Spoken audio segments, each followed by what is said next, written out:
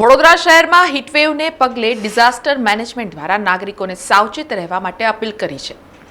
વડોદરા શહેરમાં સિઝનનો રેકોર્ડ તોડી નાખે તેવી ગરમી 43 ડિગ્રીએ પહોંચે તેવી હવામાન ખાતાની આગાહી છે। આ દરમિયાન ગરમીનો પારો વધીને 42 ડિગ્રી પાર કરીને જઈને 42.2 ડિગ્રીને આંબી ગયો હતો અને હીટવેવ જારી રહ્યો હતો, જેમાં ગઈકાલે 41.9 ડિગ્રી મહત્તમ તાપમાન નોંધાયું હતું।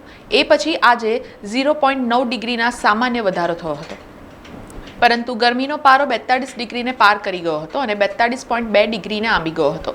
ત્યારે વડોદરામાં વરસી રહેલી કાળઝાળ ગરમીને લઈને જનજીવન પણ પ્રભાવિત થઈ રહ્યું છે। ત્યારે વડોદરા ડિઝાસ્ટર મેનેજમેન્ટ દ્વારા નાગરિકોને સાવચેત રહેવા માટે અપીલ કરવામાં આવી છે, જેમાં ડુ એન્ડ ડોન્ટ્સના બેનરો લગાવી જાગૃતતા ફેલાવવામાં આવી રહી છે।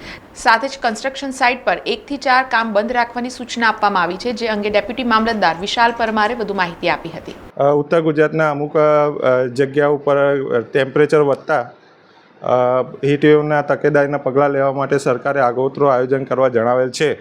જે મુજબ આપણે વડોદરા જિલ્લામાં હીટવેવ સામે રક્ષણ મેળવવા માટે તમામ લાઇન અત્રેના જિલ્લાના તમામ લાઇન ડિપાર્ટમેન્ટોને ડુ એન્ડ ડોન્ટ્સ અને તકેદારીના પગલાં લેવા માટે જણાવેલ છે। જે માટે શું કરવું જોઈએ અને શું ના કરવું જોઈએ એ અંગેની માર્ગદર્શિકા પણ તમામ વિભાગોને શેર કરવામાં આવેલ છે અને તમામ વિભાગોને તે પ્રમાણે કાર્યવાહી કરવા જણાવેલ છે। એમાં ડુ એન્ડ ડોન્ટ્સમાં બધી પણ વિગતો છે, જેમાં હેલ્થ ડિપાર્ટમેન્ટ દ્વારા તેનો પ્રચાર પ્રસાર થઈ રહ્યો છે, જેમાં બેનર્સ, હોર્ડિંગ્સ એ બધું લગાવવામાં આવી રહ્યું છે।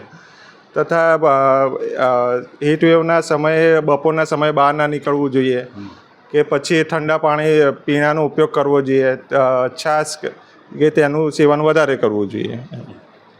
અને આ બાબતે આપણે કન્સ્ટ્રક્ટ સાઇટોમાં પણ કાર્યપાલક ઇજનેર અને મનરેગામાં DRDA સાહેબને સૂચના આપેલ છે કે બપોરે 11 થી 4 વાગ્યા સુધીના સમયગાળા દરમિયાન સાઇટ બંધ રાખે, જેના કારણે કામદારોને હીટવેવથી રક્ષણ મળી રહે। સમાચારોના સતત અપડેટ માટે TNN ન્યૂઝને YouTube પર સબસ્ક્રાઇબ કરી બેલ આઇકોન પ્રેસ કરો અને અમારી સાથે જોડાયેલા રહો Facebook, Instagram અને Twitter ઉપર।